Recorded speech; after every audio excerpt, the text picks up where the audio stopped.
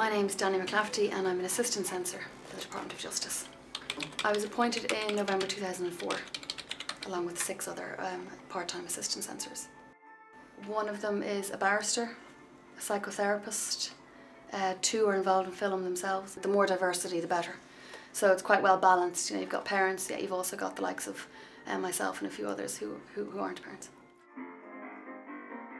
No one really knew, you know, a lot of what it did. We didn't really make ourselves known. You know, it was just a governing body and that was it. It was hugely regarded as the gatekeeper kind of you know, censorship, but even the title itself is changing to sort of more age-related classification.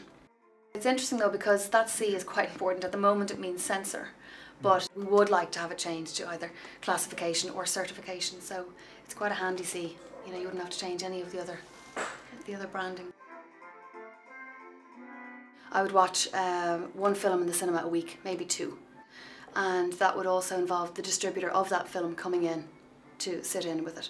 If there's something that's regarding a bit more controversy, we'd have a focus group. Or if it's something interesting, maybe like if it's bordering on a certain classification, we'd have people come in and we'd discuss it. Apart from that, I'd have the 240 minutes each day of viewing. We're given an itinerary every day of the 4 hours. 4 hours viewing, 30 minutes report writing. The guidelines are the 6 criteria. We have a grid actually that's very visible on the website and it comes under violence, drugs, language, sex, nudity, horror and miscellaneous also. Miscellaneous is quite broad, that's where a lot of ambiguity can come into play. It would be the overall context of the movie, but if there's something in particular like a certain theme underlying, whether it's suicide or any other kind of theme that we think is bordering, that's where that criteria comes into play. If it's based on facts or real events, or if it's historically beneficial, then again that'll be taken into context. Veronica Guerin, yeah. We in Ireland gave that a 15 PG because of its familiarity. In the UK they gave it an 18 because no one was familiar with the story.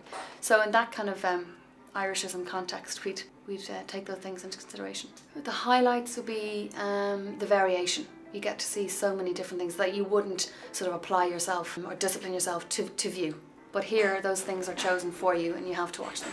Equally so, that can be a down point and the downside of it, because you can have 4 hours of something that you're really not interested in at all. But it's still a fantastic job.